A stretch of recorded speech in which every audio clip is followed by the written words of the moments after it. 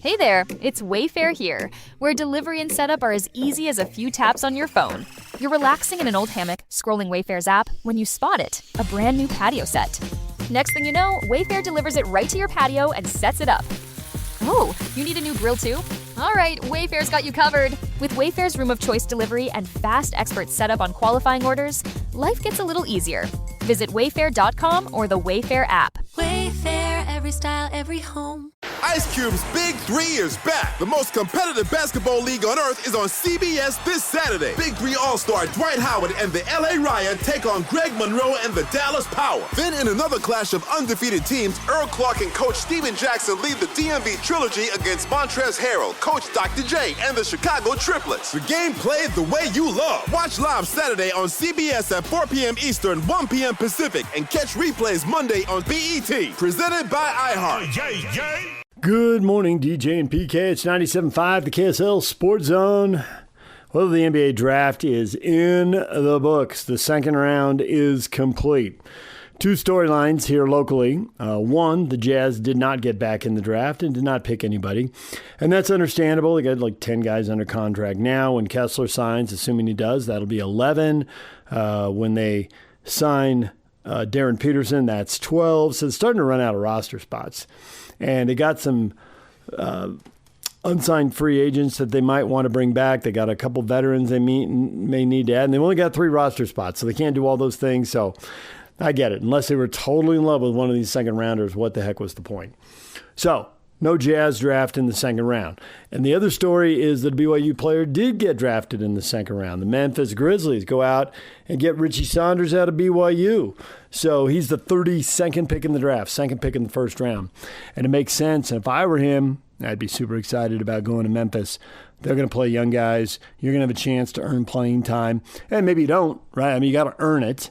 But it's better than going to a veteran team where you can't earn it. The spots are pretty much locked up, and they're going to play the guys who are getting big money and guaranteed contracts and all that. But Memphis is rebuilding here. And I think Boozer, as the third pick in the draft, is going to get the ball. I think he's everybody's early pick. He's certainly my early pick, but I think he's everybody's early pick for Rookie of the Year. He figures to get more shots and more touches. His stats ought to be better. Trey's going to have the ball in Washington because he's getting over $200 million. So A.J. DeBonce is going to have to do some standing and watching. And then you look at Utah and the second pick in the draft, and Darren Peterson, and there's 4 or 5 guys who can really score. So I don't know if anybody will get the numbers they could. I think in a different situation, maybe Memphis, for example, I think Peterson could step in the league and score 25 points a night, turn heads, get votes, and be the Rookie of the Year. But that's not the situation he's going into. Markkanen and Jackson are going to get shots. Keontae George and Ace Bailey are going to get shots. How much is there for you? So I think Boozer's going to get the ball a lot, and he's going to score a lot, but he is a willing passer, and he needs to be surrounded with shooters. There's Richie. Right place, right time. So I think that's a good setup for him. It's not going to be a good team, but that's going to provide playing time and a chance for him to prove himself and a chance for him to learn and grow and play as opposed to have to, sit and watch. For BYU, it's great. The more guys you get drafted, the more you can go out to recruits and to transfers and say, come here, we can get you to the NBA. That's 3 draft picks in 2 years, 2 this year. First time the Cougars have had 2 drafted since 1984. And yes, I got that straight out of a BYU release. As a matter of fact, if I didn't have the release, I wouldn't know. I've never heard of Brett Applegate, but he went to the Blazers in the 4th round in 1984. After Devin Durant had been selected by the Pacers with the 25th pick. I think in those days there were 23 teams in the league at that point. I think Dallas had just come into the league and was team 23. So, the 3 rounds would be 69 players, and now we got 2 rounds, 30 teams, 60 players. So now Brett Applegate, whoever he is, no offense, Brett, but I don't know anything about you. This is the first I've heard of you. He'd be an undrafted free agent. He wasn't in the top 60 picks. So, historic for the Cougars. And now it's all about leveraging that going forward in the transfer portal and in the recruiting battles. We got a question up on our Facebook page. We'll get into this later this morning. Did the Cougars get enough out of A.J. DeBonce? And I think the answer, big answer has to be no. because you went out in the first round and you just want way more than that, especially if you're a really good player and the first pick in the draft, and you just want more than that. Now, obviously, it's more nuanced than that. There's stuff they can take from it. Obviously, back to what I just said about, hey, that's 3 draft picks in 2 years. That's 2 lottery picks in 2 years. So they did get something out of it. Again, it's something they can take out to the transfer portal and when they're recruiting and say, you can get to the NBA from here. Got a head coach who's been in the NBA. We got a bunch of guys in the staff been on the NBA. They can give you all kinds of tips, big tips, little tips, And when you are in the NBA, someone you reach back out to when life is crazy and times are wild, and get some advice where the priority is you and they've got your best interest in mind. And there's value in that. So I think they've got a story they can tell. They got something out of it, but did they get the big prize? They certainly did not. Sweet 16, Elite 8, Final Four. They've been to so few Sweet 16s that to get to the Sweet 16, and then if they can get to an Elite 8 or Final Four on top of that. But until that becomes the norm for BYU, that's the goal. And I would always just say it just like that. Sweet 16, Elite 8, Final Four. I can't think title game and championship yet, and maybe they can get it. Michigan had 3 guys drafted and all in the lottery. Duke was a Final Four team a year earlier, and they had 4 guys. So I think you got to stack up more talent, and you got to stack up more NBA guys. So that's the plan there. All right, we're going to take a break. When we come back, more on the draft. So much to get to on the draft. The second round in the books now with Saunders, and we'll look back at the first round and DeBonsa. Later in the show, Brian Geltzeiler. We'll hear from him coming up later in the 6 o'clock hour. Matt Tait next. Interesting with Matt Tait. Covers Kansas basketball. Has an interesting perspective. I haven't seen Darren Peterson for the last year. And we'll get to that next. Stay with us. Ice Cube's Big 3 is back. The most competitive basketball league on earth is on CBS this Saturday. Big 3 All-Star Dwight Howard and the LA Riot take on Greg Monroe and the Dallas Power. Then in another clash of undefeated teams, Earl Clark and Coach Steven Jackson lead the DMV Trilogy against Montrezl Harrell, Coach Dr. J, and the Chicago Triplets. The game played the way you love. Watch live Saturday on CBS at 4 p.m. Eastern, 1 p.m. Pacific, and catch replays Monday on BET. Presented by iHeart. Good morning, DJ and PK. It's 97.5, the KSL Sports Zone. All right, the Kansas Jayhawks, Darren Peterson. You know who had a front row seat to that whole crazy year? Matt Tait. He joined us in yesterday's show. We'll replay that for you right now and get his perspective on Darren Peterson, what he has seen and what he expects. Here's Matt with PK and I. Matt, good morning. Good morning. How we doing, fellas? Well, everyone here is all fired up about the draft. They finally know who the Jazz are getting. There was lots of drama and twists and turns and wondering. And I bet you hear me say there was lots of twists and turns, and you think that dude has no idea. Yeah, that's fair. I just talked with your producer. He said, "You ready to talk some Darren Peterson?" And I said, "Always," because I talked a ton of Darren Peterson in the last 10 months, good, bad, and otherwise. But you know, Utah got an absolute stud. I've been doing this a long time. I've covered pretty much every one and done player who's come through Kansas under Self. I've seen some divas.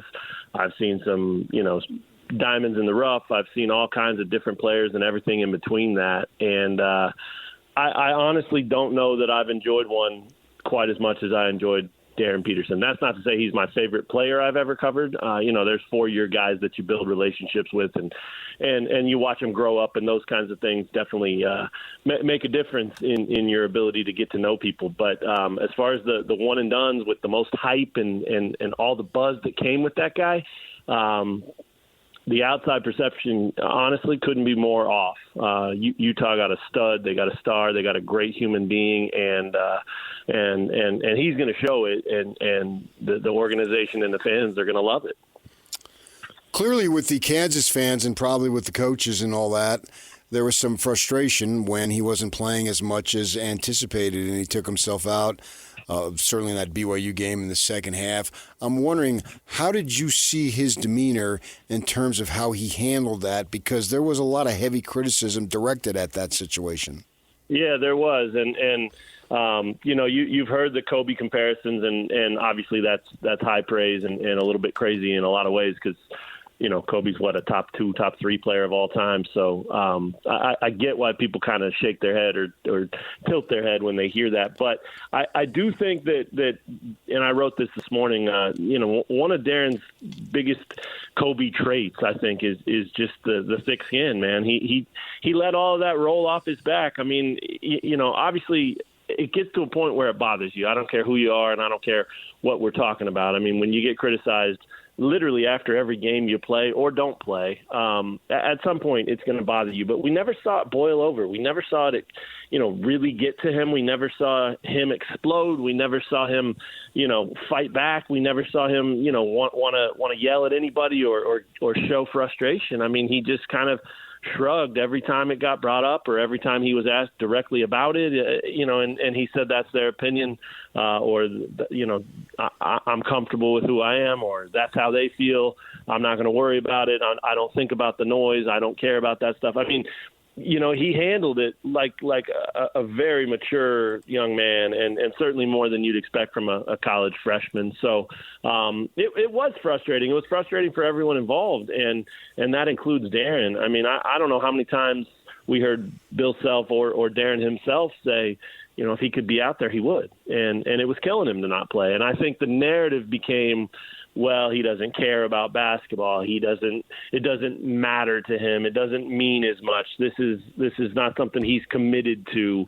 All of that stuff's crazy. It really is. I mean, this guy lives and breathes basketball. It's all he knows. It's all he does. It's all he cares about. And so even though he didn't show it, and I credit him for not showing it, because a lot of guys would melt down in that situation or certainly let it boil over. Even though he didn't show that, which some people wanted, to see some fire, to see some frustration, they wanted to see him kick a chair, or whatever it would be. I know it ate at him. I know it killed him. I know he would have rather been out there than not. And so there's a lot that went into it. Some of it, injury related, some of it mental, some of it a combination of the two. There was a lot that went into that whole thing, that whole season. But the bottom line is, the guy wanted to play. And one of the things I judged the most, man, sort of when this all was happening was, the fans and KU Twitter and everything were melting down themselves and freaking out and criticizing him and calling him this and calling him that. And it reached the national level. I mean, you had Stephen A. calling him that. You had Kendrick Perkins calling him that. I mean, it was at a national level at one point. I think it was over All-Star Weekend in the NBA, so that helped too, because they didn't have as much to talk about elsewhere. But one of the things that I always looked at, and one of the things that always meant the most to me in terms of evaluating the situation for what it really was, is the fact that Darren Peterson's teammates weren't bothered by it at all. They loved the guy. They cared about him. They supported him. And, yeah, they wanted him out there. But it wasn't like he was some diva and they were tired of it. And it was the Darren Peterson show, and they were just afterthoughts. I mean, he immersed himself in the culture. He cared about his teammates, and they cared about him. And for my money, that's the kind of stuff you get drafted on. I mean, that's the kind. You can play ball. Everybody can put the the ball in the basket. But when you're looking to build a franchise, or you're looking for a franchise type of player, like you can get at the number 2 position in the draft, to me, that's the kind of thing you want to look at. And Darren's got all that stuff in spades. He's a phenomenal teammate, and he will fit in great there. You've touched on a couple things right there when you say phenomenal teammate. I'm curious, when the Jazz did their homework and they talked to his teammates at Kansas, what do you think they heard?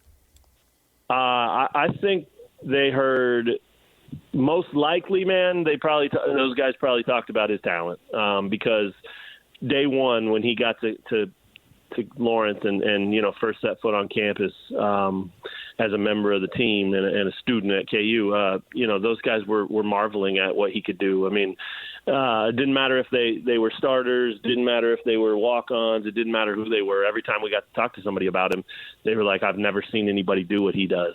And so as much as I think, if they dove deeper and asked him about, okay, how was he in the locker room? How was he during timeouts? How was he at the dorm and things like that? I'm sure they had a glowing review for him there too. They hung out together. They spent time together, meaningful time. It wasn't like Darren was just here on a stopover. He's got friends here that probably aren't going to play at the next level that he'll be friends with for a long time. And he talked about that in the locker room after their loss to St. John's in the NCAA tournament. I mean, he said it meant the world to him to come to Kansas, and he's got lifelong friends and guys who's he's gonna be in their weddings and things like that. I mean, maybe that all sounds good, but to me, Darren's not the kind of guy that's going to say stuff just to say stuff. He's going to say what he means, and he always did. And so I think that stuff would come out, but I definitely think the first thing every one of those guys would talk about is just how freaking talented he is. It wowed them, and those were some pretty good players too. But they made it very clear from minute one that what they were seeing, what they were playing with, who this guy was unlike anything they'd ever seen. After he was drafted, we had an opportunity to interview him on the telephone, and I asked him a question about, having motivation of not going number one. I'm going to play you his response, and then I want you to respond to it. Now I'm with the Jazz, and I'm super excited to get there. And it'll definitely keep a chip on my shoulder throughout my whole career, and I'll take it out on everybody, not just that guy in particular. Go ahead. I love it. I saw you guys tweet that last night. I mixed it into my story actually because it's perfect. It's him. It's funny too because I asked Bill Self the same thing after the draft or after Darren was picked. I said, is he the kind of player or person that's going to use that as motivation and fuel? Being slighted and not being taken number one and classic Self, he said, well, first of all, I have a hard time saying that if you go number two in the draft, you were slighted, so I'm not gonna go there is basically what he said. But he did say, I do know the kid well enough to know that he will find and use anything out there for motivation to help him in the future. And so I love the comment. I think that's exactly right. I think that I was only around him a year. And not around him a ton, but enough to truly get a feel for who he is. He's a killer, and that's not just words. That's not just a soundbite. That's not just something that he thought would sound good and make everybody laugh or smile or whatever. I think he means it, and again, that's the Kobe comp, right? That's you could beat Kobe in a game of pool in the summer when no one else was in the bar and it didn't matter and there wasn't any money on the line and he was playing left-handed, and he would still remember that the next time he played you, and he would try to take it out on you then. Darren's not quite there yet. I do want to hesitate to completely make that comp because Kobe was one of one, I think, but Darren is inspired by that, and he's studied that, and he wants to be that same way, and so I think that I think he means it. I think he wants to be the best at everything he does, and so throughout this point in his career, that's meant being the best in high school. That's meant being the best in his draft class. That's meant being the best in college. That obviously didn't work out because of all the circumstances and injuries and issues that he had. But, even with that said, man, he played a lot of games where he didn't really play the second half, as you mentioned in that BYU game, and the guy still averaged 20 points a game. He was not a liability. It was an issue, and it was something they had to work through, and Self had to learn how to coach kind of two different teams, really. But man, when he was in the game, he put up numbers, and so it's an efficiency thing with him, and if he is able to stay healthy and meet that goal like he talked about last night of playing all 82 games and all of that stuff, I mean, his numbers are going to be phenomenal. But it will be that on any given night, his motivation will be, I want to show up and I want to be the best player in the gym. And that doesn't matter. It doesn't matter if LeBron's there. It doesn't matter if Joker's there. It doesn't matter if whoever's there. His goal will be to, make sure he puts on enough of a show and shows people that that dude's the best player on the court. And, he won't succeed every night. We know that. But when that's your motivation and that's how you're driven and that's what you want, man, it tends to produce good things more often than not. And as long as he can stay healthy and be supported and be developed and continue the ride that he's on, so to speak, he's just going to keep getting better. That's the crazy thing. I mean, they got a heck of a player, and there's no doubt in my mind that 2, 3, 4 years from now, he'll be even better because that's what happens. He's still young, and he's just now reaching the NBA level, and he'll have to get better to do what he wants to do there. Matt, when you heard the whole creatine explanation for why things went so bizarrely, how did that land with you, and what did you hear when you started asking around about it? Because I bet you were asking around about it. Yeah, it made sense in a sense, I guess. It always seemed like it was something that we weren't hearing about. It always seemed like there was something else here, and obviously a lot of people jumped to the load management thing, and that his agent or his camp or his family or whoever was telling him when to come out and when not to play and all that stuff. And who knows, maybe that was true. I mean, I wouldn't say that's crazy either. I mean, I think that, and I wrote this a few times too, like, I think that if it were me or my son, I probably would have handled it very much the same way. I might have been a little more transparent with it. I think that's where they kind of misstepped. I think they could have come out and said, hey, this is what we're doing and this is why. And when you bring a kid up from age 4, 5, 6 all the way through middle school and high school, and the spotlight, he's been under the spotlight, and the microscope's been on him throughout that whole time. I mean, he was the best 8th grader. He was the best, 16-year-old. He was the best in his high school class, right? I mean, this has been a life's journey for him, and so they were doing all of that work, all of that extra stuff, everything he put into it to get to this level, to be an NBA player, to make it to the league. And so when you get to the point where you're 10 months away from reaching that goal, I don't think I would push any kind of injury either. I don't think I would ask my son to do that either. I mean, I think that's where it kind of became one of those things where it grew a life of its own, it being the story, because if they were protecting him, or if he was, mentally protecting himself even,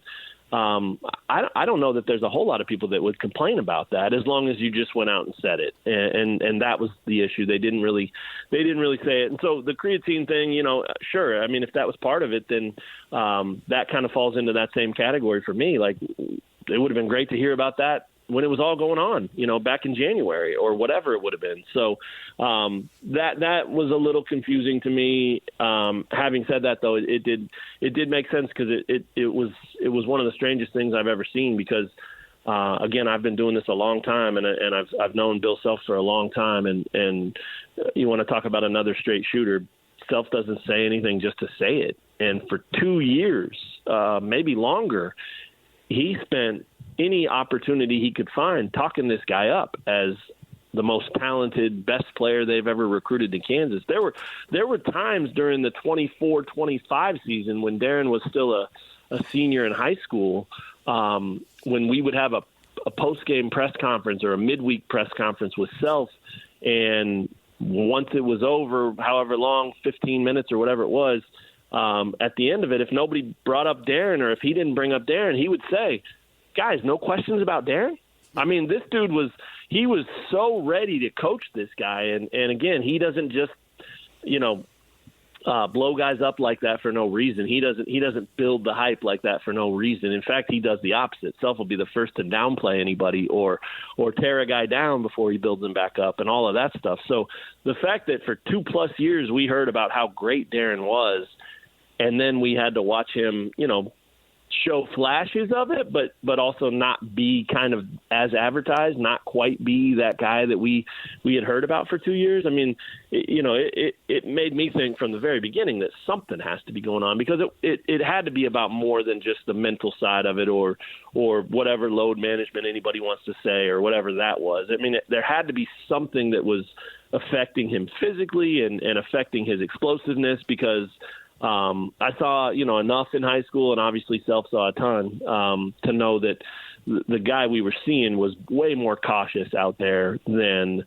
the guy who just let it go and was trying to dunk on everybody's head and was trying to, kill the game and embarrass people in the process. We saw that on a very few occasions during his time at Kansas, but it was very limited, and few and far between. And so that made me think that, this has to be more than just a mental thing. I think the mental part of it was huge, but there had to be something. So it made sense to me. I know there's still people out there that don't buy it, and that's fine too. I think it's all water under the bridge now. None of it matters, right? He's reached this point, and now he kind of gets a clean slate, and I think he recognizes that. I think he realizes that, and I think knowing him the little that I do, I think he's over the moon about the opportunity to start fresh and show people who he is. And he talked about that, right? When he's talking about playing Summer League, he said, I want to show everybody that I'm back. So not only did Utah get an incredibly talented player, but they got an incredibly motivated guy too. And when you put those two things together,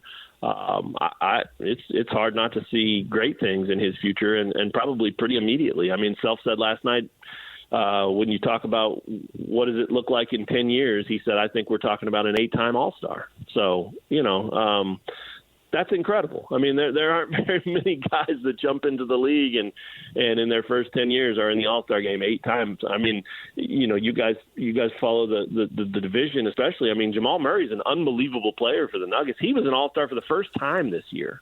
So All-Star stuff is a serious ceiling, and if Self's right about that, it's going to be unbelievable. And I still think he should have gone number one.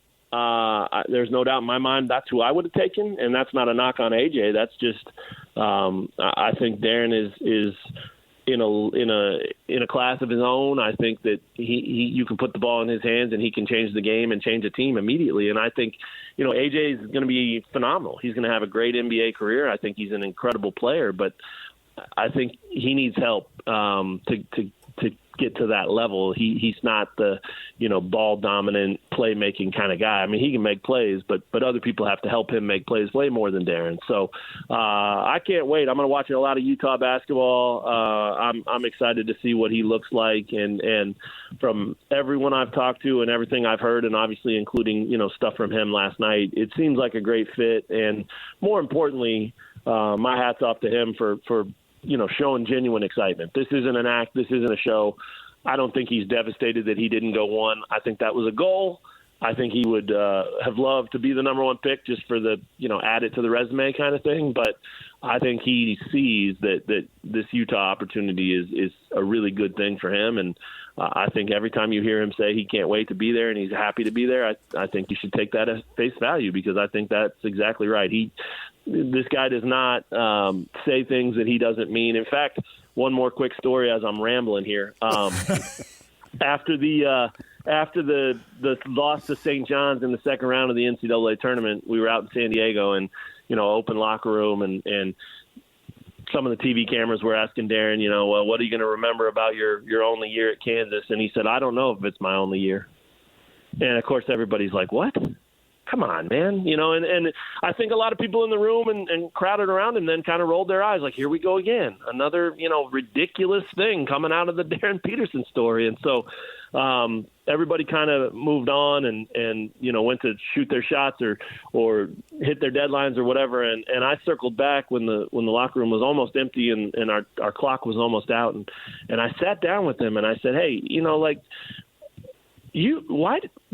what saying that means? Like, why did you say that? That someone's going to tweet it out and it's going to take on a life of its own and it's going to be this whole thing. And I said, I know you're smart enough to know that saying that produces a result that's going to add more to the story. And I said, so I'm just curious why you said it. And he goes, because right now that's the truth. And I say the truth. He said, I'm going to sit down with my family and we're going to talk about what's next. And if what's next is if what's best for me is to come back to Kansas, then that's what I'll do. And if not, then I'll go pro. And I'm sure in that moment, even he knew, he had to know that the NBA was the next step. He had to know that. But I think I love that story because I think it shows that this is a guy who is, you always hear people talking about living where their feet are and being very present in the moment. And that instance and several others show that that's exactly who Darren is. I mean, to almost to a fault. I mean, he genuinely meant in that moment, he didn't know if it was his last because they hadn't talked about it yet. So, pretty cool story, pretty cool moment. And again, just just a raw and real and honest dude, and I don't see him changing. All right, there's Matt Tait. When we come back, Brian Geltzeiler from NBAtv and SiriusXM NBA Radio next. Stay with us. The grill is shot. The chairs are held together by optimism. And what happened to the rug? Sounds like your outdoor setup is not ready for patio season. Fix it all with Wayfair. Shop Wayfair for grills, rugs, furniture, and more. With 20 million 5-star reviews, room of choice delivery, and expert setup on qualifying orders, it's never been easier to do more for less. Get 10% off your first eligible purchase. Hurry to wayfair.com or download the app now. Wayfair, every style, every home. Ice Cube's Big 3 is back. The most competitive basketball league on earth is on CBS this Saturday. Big 3 All-Star Dwight Howard and the LA Riot take on Greg Monroe and the Dallas Power. Then in another clash of undefeated teams, Earl Clark and Coach Steven Jackson lead the DMV Trilogy against Montrezl Harrell, Coach Dr. J, and the Chicago Triplets. The game played the way you love. Watch live Saturday on CBS at 4 p.m. Eastern, 1 p.m. Pacific, and catch replays Monday on BET. Presented by iHeart. Make game day yours. Tickets, food and drinks, stats, and streaming. Everything you need is in the Utah Mammoth app. Download today and make game night easy. Download on both Android and iPhone. Just top. The celebration stops tonight. I got drafted today, but tomorrow I'm now an NBA player. So get home. I'm gonna work out until I gotta report to Utah. Like I said, balls first. I'm a grinder. Like I said, Kobe's my guy, and I'm inspired by him. So I just kind of try to think, what would Kobe do right now? I think he'd get drafted and move on, and try to go be his best thing possible. So that's what I'm gonna do. I see a guy with number 1 on the screen up there right now, so I'm extra motivated. Join the KSL Sports Zone at JCW's in American Fork for the NHL Draft Roundtable Friday from 2 to 6 at 580 East State Street. You hear the music. You know it's time to bring in Brian Geltzeiler once again, SiriusXM NBA Radio and NBAtv contributor. Brian, good morning. Good morning, gentlemen. How we doing? We are doing well. How do you believe the Utah Jazz are doing after selecting Darren Peterson? Fantastic. Wonderful pick. Fantastic player. Has a chance to be a first-team All-NBA guy before all said and done. This is what you do when you have the number 2 pick in this draft. And I'm thrilled for the Jazz. I'm thrilled for Jazz fans. And this is going to be a very, very interesting team coming up this year, because I do think Peterson has the potential to be an immediate impact type of guy. Things are finally, after a while here, trending up in Utah. You saw Ace Bailey play. I'm sure you're well aware of his game, and you know of Keontae George because you're an NBA guy. How do you think it all fits together? Very well. I think you're going to have a 3-guard rotation. I think Peterson can play both guard spots. I think that what you needed to do, there's going to be games with George where he's just not making shots. And he likes to take shots, as you guys well know. And I kind of compare George to a Jamal Crawford type of player. When it's going well for him, ride him. It's wonderful to have him out there. But you need to have the kind of roster that can put him on the bench when it's not going well and still function at a high level. Meet Darren Peterson.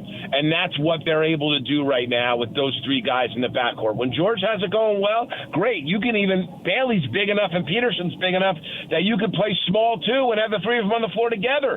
But if George doesn't have it going, you now are not necessarily at the mercy of his whims or his sometimes questionable shot selection. And I like Keontae George. I don't want it to feel like I'm piling on him, because I think he's still a young player that can work some of this stuff out. And we've seen more than flashes of some brilliance from this guy. So I really do think he can play. But I love the structure of this Jazz team right now. I think that, they didn't overthink it. No one overthought it in those first 4 picks. And I got to give all 4 of those teams credit. But for the Jazz here, the chalk pick, Darren Peterson, was the correct pick.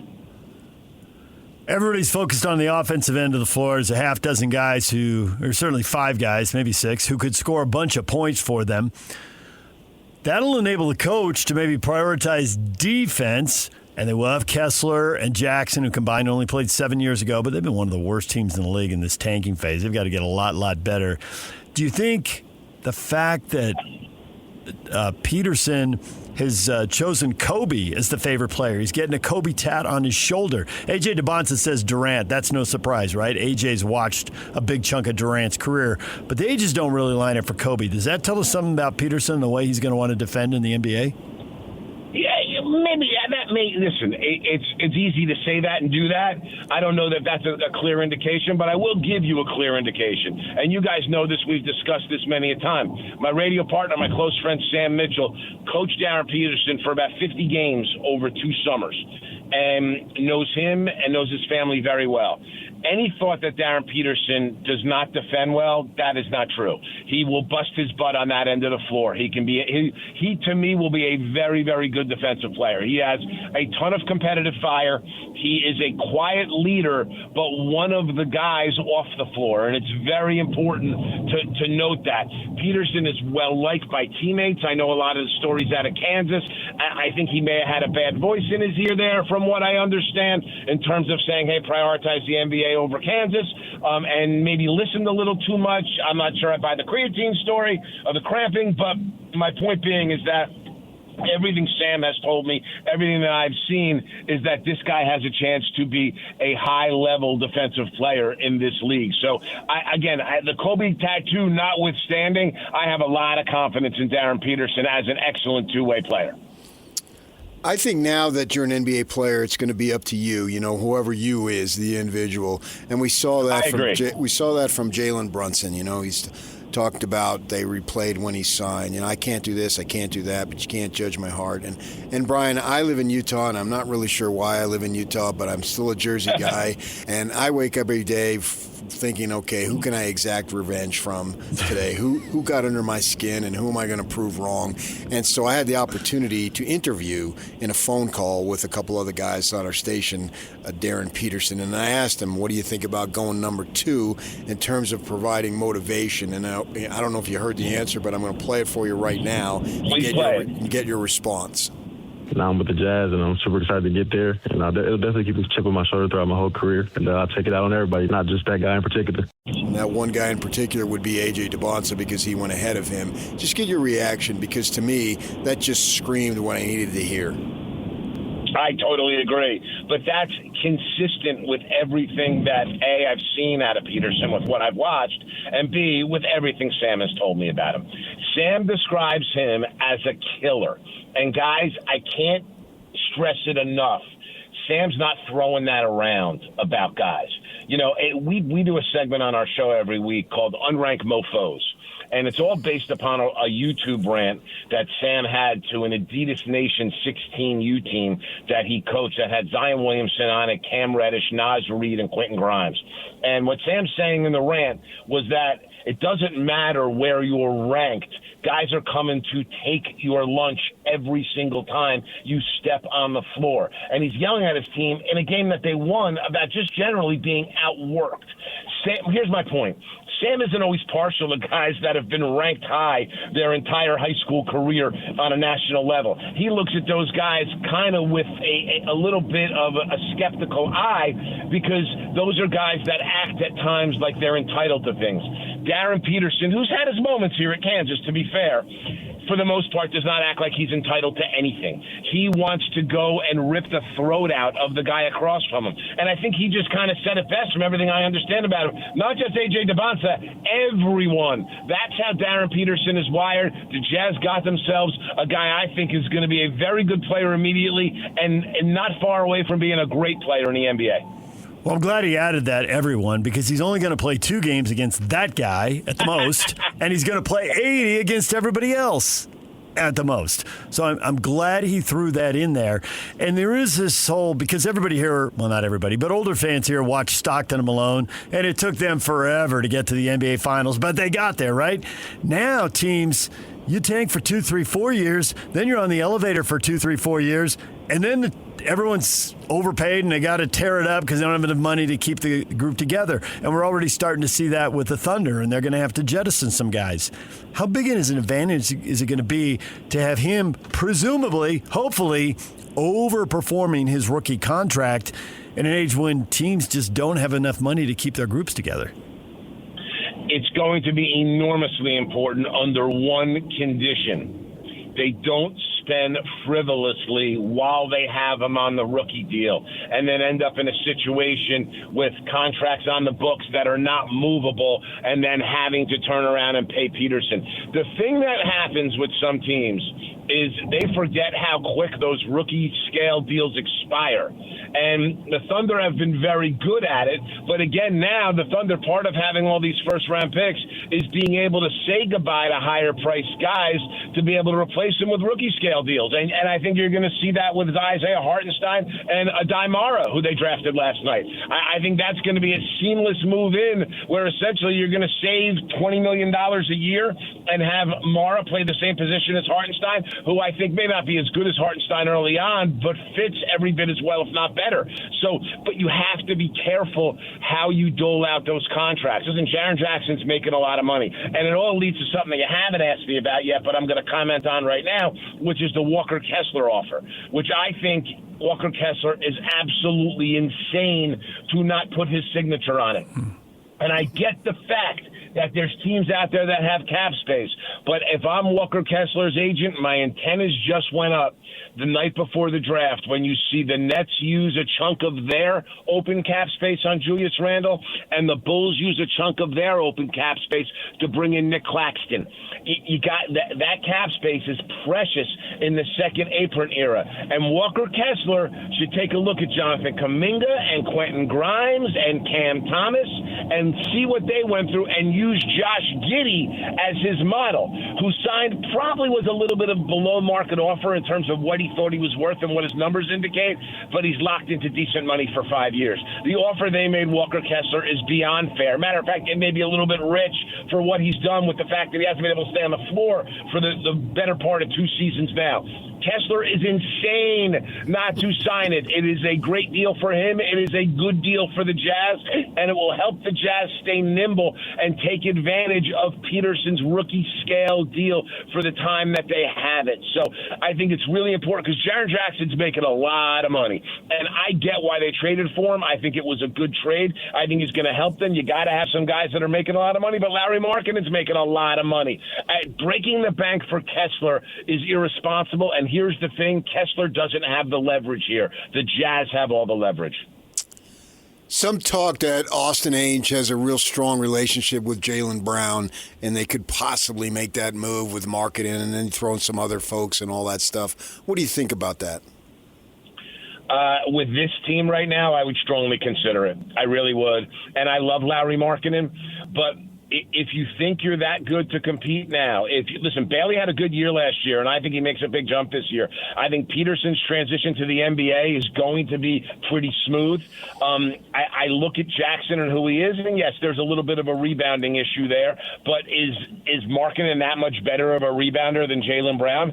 Jaylen Brown would come to this situation with his own team, with Austin Ainge, as you said, has a close relationship with the guy that drafted him, overseeing the whole thing, in Danny Ainge, and I think it will be a fantastic fit for both sides. I think it's a very interesting trade to take a look at, and I think it's the type of trade that catapults the Jazz into a playoff situation this year, potentially at that 6-7 spot with how stacked the West is. But I think it's something that moves the Jazz forward here in the short term. And again, the most important part of this, guys, there's not an enormous age difference between Markkanen and Jaylen Brown. And yeah, the Jazz may have to throw some things in here, some other assets, some other picks. They have a lot of picks. They have the luxury of that right now. And if Jaylen Brown's available, I would take advantage of that because I do think there is a little bit of a clumsy basketball fit with Markkanen and Jaren Jackson. I know we hear a lot where Markkanen can play the 3, and he can, but he has some deficiencies and some holes defensively at the 3. He's much better on that end of the floor as a 4. You don't have that with Jaylen Brown, and you guys brought it up earlier. How good can you be defensively with Peterson and Bailey and George? Bring Jaylen Brown in, you are a much better defensive basketball team. Brown would cost, depending on the year, they both got 3 more years on their deal here, $12 to $15 million more. He is a year younger. Would you rather, and I think we can all agree Brown's an upgrade on Markkanen, but at the cost of $12 to $15 million a year, that's money you could spend to go get another player and round out your team, which if we use the Knicks as the most recent example, seems to be pretty valuable if you spend that money wisely. So when you factor that in, what would you do? Well, so the Jazz have an advantage the Knicks did not have, which is they have guys that are in the rotation right now on rookie scale deals. And so I think the Jazz could afford to do that, take on that extra money to give themselves a guy who was a Finals MVP. And I love Larry Markkinen. I am certainly not, I'm not besmirching him in any way, because I think he's a terrific player, and I think he's been great for the Jazz. He's not Jaylen Brown. He's not a Finals MVP. And he's not a guy that just showed you he can put a team on his back without much there to a 50-win season. He's done all that. And with what the Jazz have behind him with Jackson and the young guys, Bailey and Peterson, and assuming they get Kessler back at the right deal, that's a dangerous team. That's a team that can be really, really good. And it's an upgrade. And I would say for the $12 to $15 million a year more over the life of the contract, you use some of your draft picks to see if you can replenish that. Listen, the Knicks, they won an NBA championship, and I give them credit.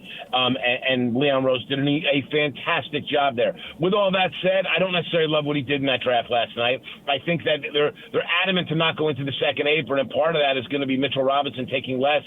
And I think with some of the offers in the open market to Mitchell Robinson and how valuable he is, I think it's going to have to be a lot less, and I don't know that he does it. It's a calculated gamble for the Knicks, but they could have absolutely insulated themselves from that gamble last night in getting themselves a rotation-ready player, and there were guys available there at the end of the first round when they were on the board last night that are rotation-ready at a small rookie scale deal that would have helped them navigate this second apron. So I like where the Jazz stand from that standpoint, is when you have guys that you count on rookie scale deals that are going to be in your rotation and going to be meaningful parts, you don't have to break the bank for role players.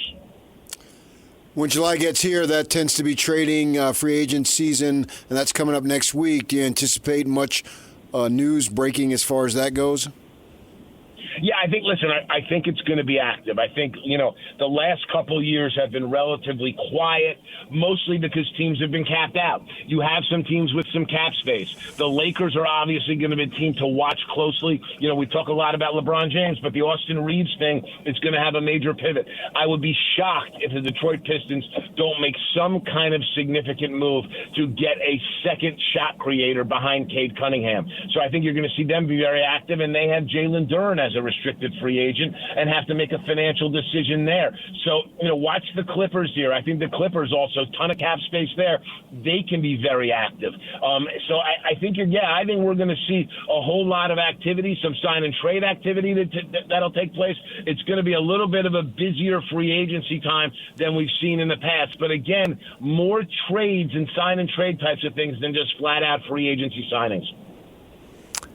What did you think of the Giannis trade with Miami? Are those two teams both still a long way away, or you think a few more dominoes follow and one of them might change their situation pretty quickly?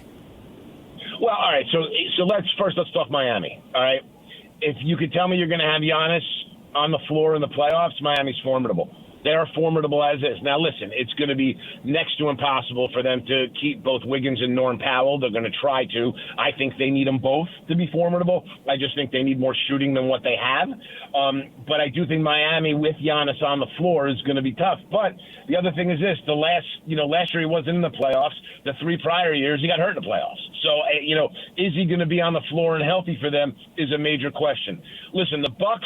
It's a tale of two stories with the Bucks. They butchered the Giannis situation. This should have been dealt with at least a year ago, if not 2 years ago. They tried to keep a closed championship window open, running up against desperation in a way that has damaged their franchise for the next 4 years. The Lillard dead money is going to be something that haunts them in a big way, and that Turner contract with the way he played last year may not be all that tradable. So Milwaukee made a mess of this by just trying to hold on to Giannis too long and not being accepting of their fate that he was ready to go somewhere else.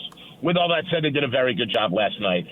Burries was the right pick at 10. They really wanted Ament. It was no secret how fond of Nate Ament the Bucks were. And the Bucks made a calculated gamble in taking Burries, who fell to them, who they felt would be a guy that would go higher, at 10, with the knowledge that the 2 Michigan guys were likely to go off the board in some order to Golden State and Oklahoma City, and I mean Mara and Ladenburg. And they ended up rolling the dice and getting the guy they wanted. Understand the consolation prize would have been the other one of those two. Now, I think they would have been okay with Ladenburg Pittsburgh. I'm not sure how much they would have wanted Mara. Bottom line is it worked out for them. John Horst played that correctly. So they are trending in the right direction. I just will tell you this.